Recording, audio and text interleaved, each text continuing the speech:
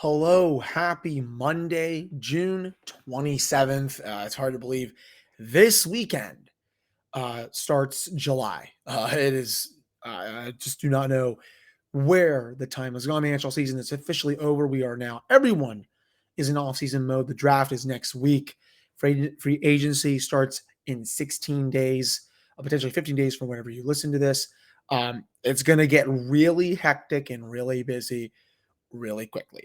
So for today's episode, we're going to go over a couple of silly season trade proposals that a couple of listeners sent in. Again, if you want to be, featured on this show, even though you're not coming on to talk to me, again, send me some silly season trade ideas. Send me some free agents that you would like the team to go after. You can DM them to me on social media. Comment on them on the YouTube page, whatever you want, and I will talk about each and every one of them on the show. Also going to get into the Stanley Cup final. Congratulate the Colorado Avalanche for slaying the dragon. And we will finish up today's episode probably with a season review of Drew O'Connor and what the future holds with him going into next season. That's all coming up right after this drop. You're Locked On Penguins, your daily podcast on the Pittsburgh Penguins, part of the Locked On Podcast Network. Your team every day.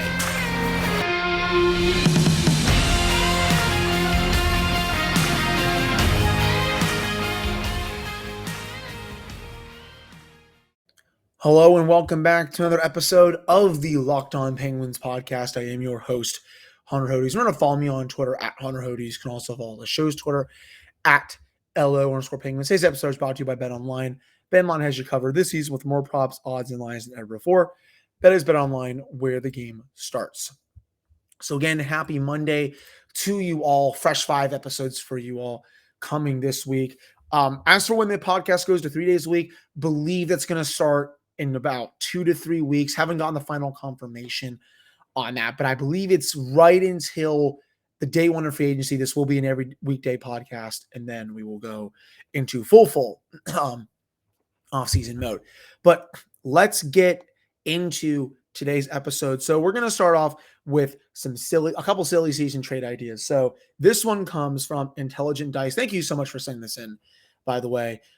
So he has Brian Dumoulin to Montreal, and he would have Jake Allen, 50% salary, retained back. He says in total, it frees up around close to $2 million in cap space. And then you have P.O. Joseph coming up, solves your backup goalie issue. Montreal needs left side D.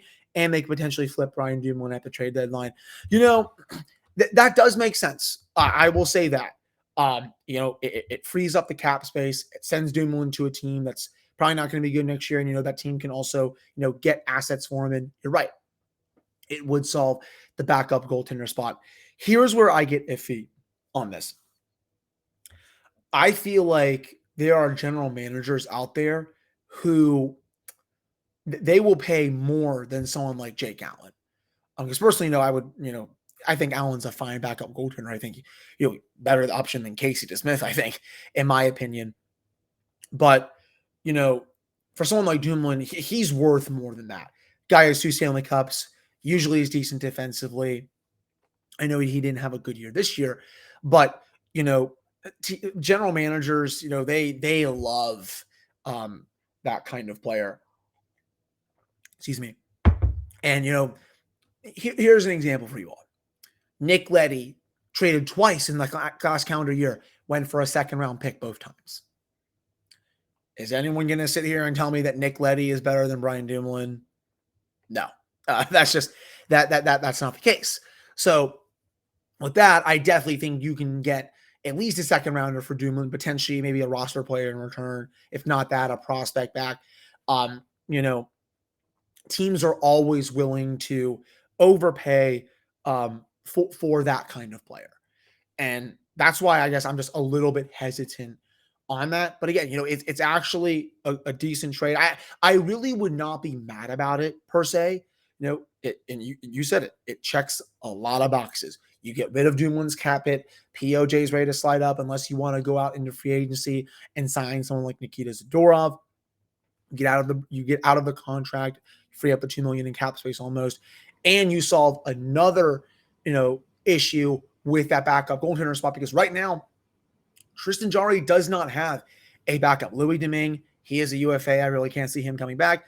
And, with 2 weeks to go until free agency starts, Casey DeSmith is also a UFA. Normally, they've signed DeSmith pretty quickly when his contract has been up a couple of times in the past. So the fact that he's not signed yet, I mean, A, he's not even close to the highest priority.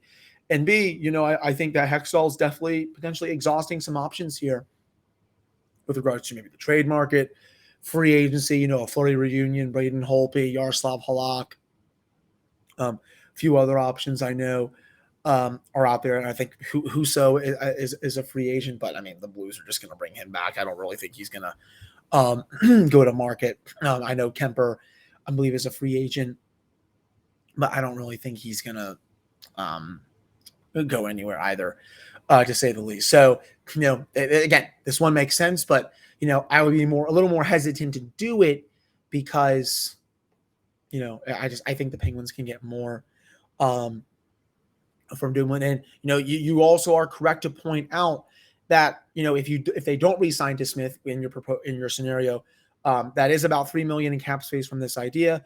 And yeah, I mean, I get what you're saying with Rickard Rakell.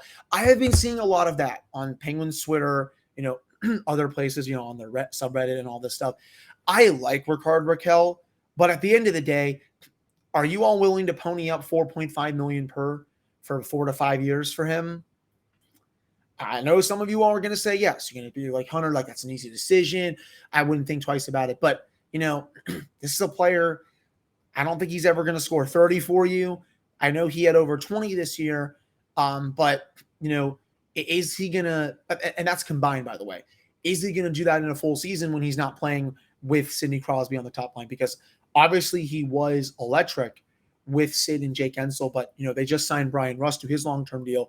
He's more than likely going to be the top line winger for this team. Do you think Rakell can put up those kind of numbers with Evgeny Malkin if he comes back? Or, say, what if a team goes out and signs Vincent Trocheck? Do you think, he can carry him on that line? And, obviously the aging curve, I think, plays a role here. I don't know. I'm not super crazy about it. I kind of want the team to go out and try to find like a Valeri Nichushkin clone or an Anthony Duclair type deal, something around those lines, rather than go 4 to 5 years, excuse me, for Rickard Rakell. And that's not to say that I don't think he's a good player. I thought, he exceeded my expectations when he came over from the Ducks. I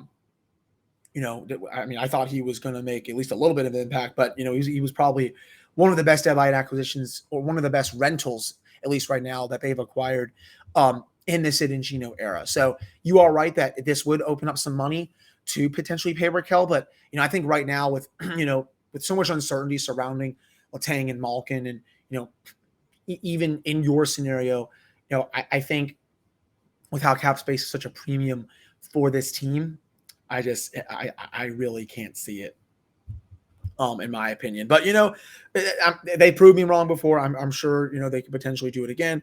And lastly, to end the show, this comes courtesy from Brendan Belotz on Penguins Twitter. He goes, "You spoke about Kirby Dach a few episodes ago. Here is my trade proposal for him. I would trade it the Penguins' first-round pick, Marcus Pettersson, plus the Kasperi Kapanen's rights for Kirby Dach, the Blackhawks second-rounder, and their third-rounder." Okay, that is a whopper of a deal, to say the least. I like Kirby Dach a lot. Probably more so than some fans on Penguins Twitter. I've had a couple of discussions with, some fans that, that I DM them all the time, and we talk Penguins hockey, and they're not as high on Dach as I am, and even though I am higher than them on him, the thing is, I'm just not comfortable trading that first rounder for him. Ron Hextall, he said a lot that, he wants to make this pick. He has no interest in trading it. I know GMs lie, but, I personally don't know if, Dach is worth a first rounder, Marcus Pettersson, and the rights to Kasperi Kapanen. I think that's a little much for him. I have no problem paying the rights to Kasperi Kapanen. I think he's fine to go to Chicago. I really don't have too much of a problem paying Pettersson, though. If you can potentially swap out Pettersson for Dumoulin in that deal, I would be more inclined to do it. I don't think enough people realize just how good Marcus Pettersson was this past season. Elite underlying numbers. When you watch him with the eye test, good defensively, got better offensively as the year went on. Formed a great shutdown pair with John Marino. I know he's probably one of the more likelier candidates to be moved off this team going into next season. But the thing is, is that going to make the Penguins a better team, when they try to replace him? That's my big thing. You always have to have a succession plan in place. Who is going to take up and step up for those minutes? Who's going to perform another shutdown pairing with John Marino? That's the main thing that I think I'm worried about when it comes to Pettersson. I know I would love the cap space, especially because it's a flat cap for 3 years in a row now. But I think I'm more hesitant than most to move on from Pettersson. And again, the first round pick, I'm really only going to be moving that for like a bigger impact player.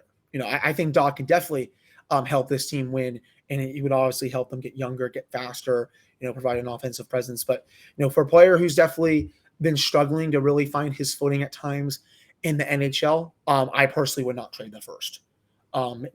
Maybe a second in next year's draft or something like that, or your first in next year's draft. I think that would potentially work there. But this first rounder, I would keep it, and I would love to get a couple of picks back from Chicago, but to maybe offset that. But still, I mean, I'm not as high on that as I should be. But I appreciate both of you sending in those trade proposals.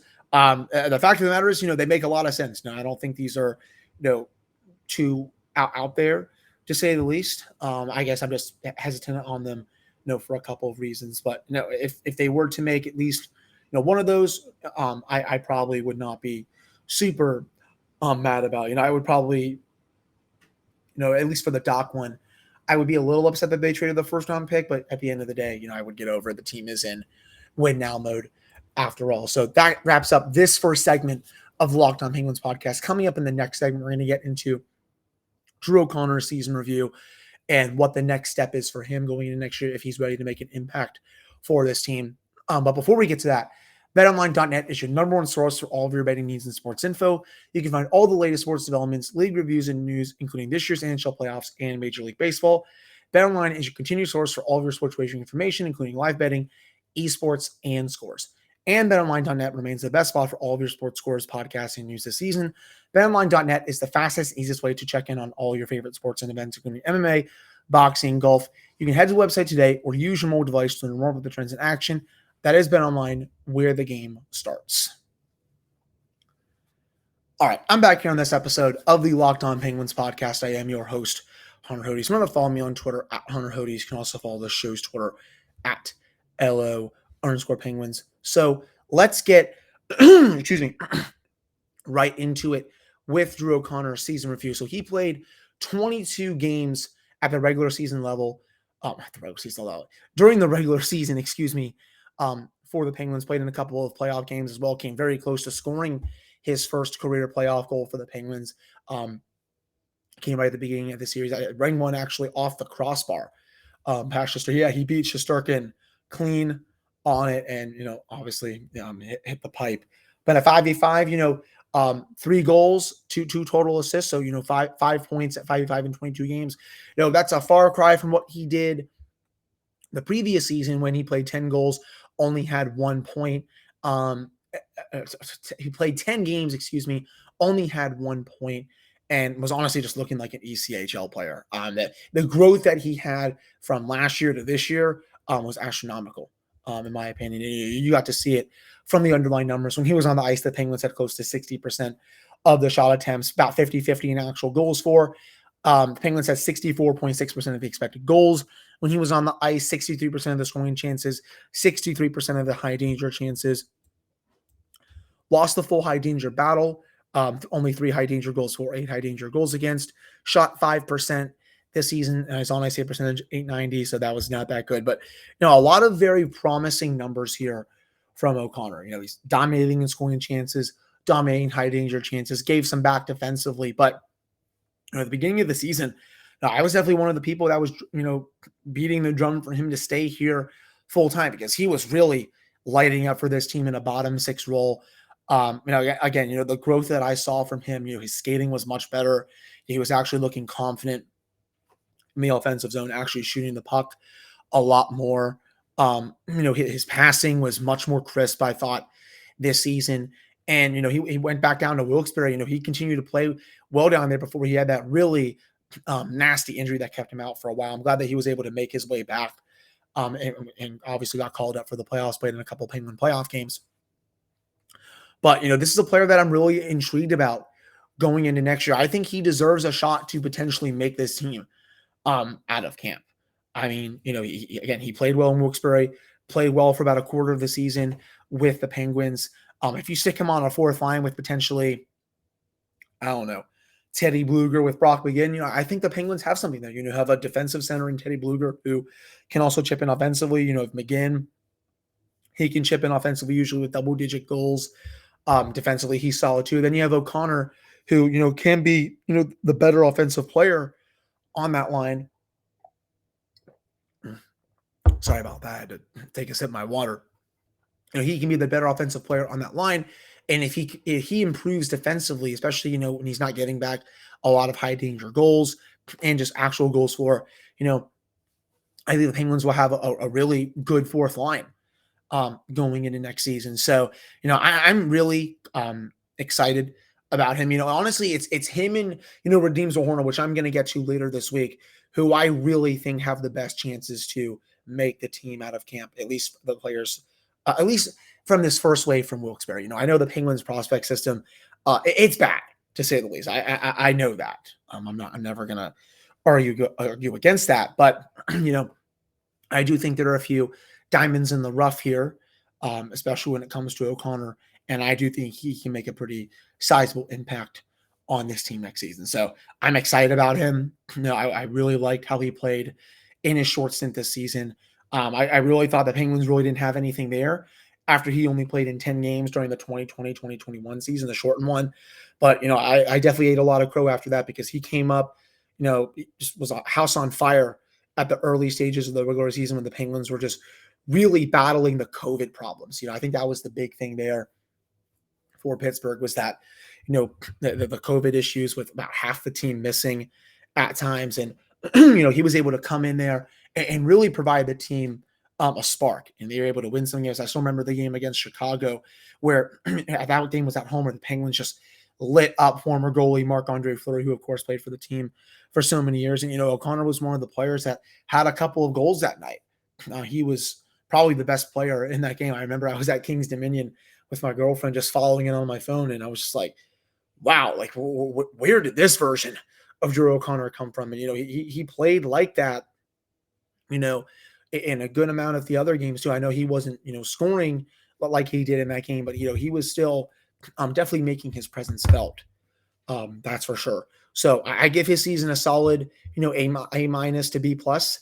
And I do think there's a spot for him on this team next year. If they don't go out and make a lot of moves in free agency and there's potentially an open spot in the bottom six, would not be surprised if he steals one heading into next season. That's for sure. So that wraps up this second segment of today's Locked On Penguins episode. For the third segment, we're going to touch on the Stanley Cup final and congratulate the Colorado Avalanche, talk about Jack Johnson and how Nathan MacKinnon, how it relates to Sidney Crosby. So that's all coming up right after this commercial break. All right, I'm back here in this episode of the Locked On Penguins podcast. I am your host, Hunter Hodes. Remember to follow me on Twitter at Hunter Hodes. You can also follow the show's Twitter at LO_Penguins. So, first and foremost, congratulations to the Colorado Avalanche. Very, very deserving Stanley Cup championship. This was by far and away the best team in the league during the regular season and the playoffs. I mean, for God's sakes, people, they went 16-4 in the playoffs. There were, out of the 4 teams they faced, only 2 of them even pushed them to 6 games. The St. Louis Blues, and to be frank, that series should have ended in 5. I thought the Blues got very lucky to win that game 5. And the Tampa Bay Lightning, who obviously were the defending champions. I knew the series was going to go at least 6 games. I predicted the Avs in 7. They ended it in 6. That should tell you all you need to know about the Colorado Avalanche. I think this was probably the most dominant championship run in hockey that I've seen since probably the '08 Red Wings. It was a miracle that the Penguins pushed them to 6 games in that series. I know the Penguins only lost, I believe it was 2 games going into the Stanley Cup final against the Red Wings that year. But, honestly, they probably had no business even taking that series to 6 games. Even in that game 5 that I remember watching, the Red Wings were just dominating them shift after shift. And it took a miracle shot from Peter Sikora to send that back to Pittsburgh. And, to be frank, they were about an inch away from sending that game to overtime with Marian Hossa. And, who knows what would have happened in that session. The Penguins could have sent it back to Detroit. But, just a very dominant championship run by the Avalanche. And, they're set up to be really good for a long time. Nathan MacKinnon, congratulations to him. Hearing the shout out to Sidney Crosby last night, I can't lie, I almost got a little teary-eyed. I'm sure, a lot of Penguins fans did fully tear up just because, the bromance between MacKinnon and Crosby is nothing short of amazing. I mean, Nate looks up to Sid, kind of like an older brother or just an idol, really. He sees him as the player, that he grew up watching, that he wanted to be. And the great quote that Nate had was, I've been the drunkest guy at 2 of his parties in Cole Harbor. I expect him to repay me at mine. And, I want to see the videos for it. I want to see Sidney Crosby get trashed and, just, let out the human side of him so he can not be a robot for once in his life. If we don't get videos on that, there is something wrong with society. And, just hearing that his hotel room was 1787 after Andrew Cogliano went up and said 87. He basically said it was fate. I mean, it's just, both are so superstitious. And, Sid even texted Pierre LeBrun after the final ended and was just so happy for Nate. And I can't wait to see the party at Cole Harbor this summer because, and Nate and Sid are going to be having some kind of fun, to say the least. So I'm so happy for MacKinnon. Cale Makar won the Conn Smythe. Super thrilled for him. I've been saying it for a while. I think he's the next Paul Coffey in this league. It would not surprise me if he hits 100 points really soon. You can also honestly make the argument that outside of Connor McDavid, he's probably potentially the second best player in the NHL. I would not argue against it. He is that good, Yins, and he's going to get better. He's only 20. Was he only 21, 22 years old? He's going to be special. I mean, I know he's already special, but he's going to be probably an all-time great in my eyes. Gabriel Landeskog, Mikko Rantanen, Darcy Kemper had a great game after I know a lot of people have trashed him throughout the Stanley Cup final. I've been a little hard on him, but, he made some timely saves when he needed to. When I was watching that third period on Sunday night, I couldn't help but think carbon copy Penguins Sharks 2016. When the Penguins just suffocated them in that third period. The Sharks only had 1 or 2 shots on net, were hardly even threatening the Penguins. And it was honestly the same with the Lightning. Outside of that Nikita Kucherov chance with about 7 minutes left in the third that Kemper made a good save on, Tampa Bay really didn't have any good scoring chances. Colorado bottled them up. I know a lot of people say, well, it's the high-flying Avs. They're one of the highest scoring teams in the league, but they can play defense. Weird voice crack there. They can play defense when they want to, and they sure did in that third period. The Lightning had absolutely nothing when it came, to getting chances on Darcy Kemper. Kudos to Jerry Bednar and his staff for really having his players lock it down there. And, last but probably not least about this, congratulations to Jack Johnson. I'll say it. I have no problem, saying that on this podcast. I know I've given him a lot of crap on this show. I know a lot of the fan base has, but he has the potential now to walk out as a champion. He can ride off into the sunset. He won the Stanley Cup. It's evaded him for a long time in his career. He's obviously not the same player that he used to be, but good for him. I'm sure he's a great guy off the ice. What happened to him with his family was really crappy, and to see him be rewarded with a Stanley Cup championship, even though he was strictly a depth player on this team, is nothing short of spectacular. So golf clap. Congratulations to Jack Johnson for getting that. And, if that's it for him, congratulations on, I think a mostly decent career. Nazem Kadri, his great quote too, with, For everyone who thought I was a liability, you can kiss my, you know what, I don't need to spell that out for you all. But I know I said last but not least, and I'm just keep on going. But what a great final this was! Probably one of the best finals I think I've watched in my lifetime. This is what the sport should look like every year, with the two best teams going at it, and I think the best team winning it.